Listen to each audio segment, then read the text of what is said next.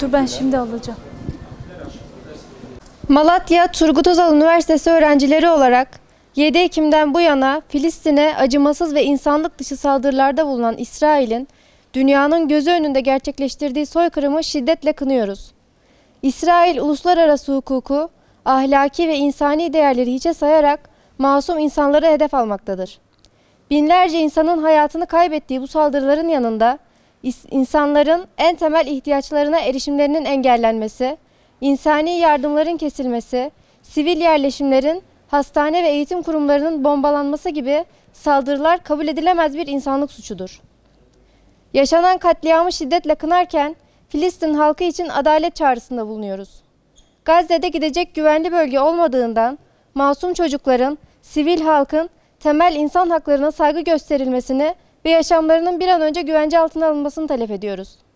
Gazze'de yaşanan insanlık dışı saldırılara sessiz kalınmaması gerektiğine inanarak uluslararası kamuoyunu bölgede kalıcı barışın sağlanması adına gerekli adımları atmaya davet ediyoruz.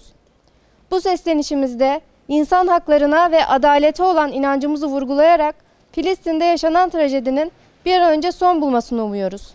Unutmayalım ki dünya barışı ve insan hakları hepimizin sorumluluğundadır.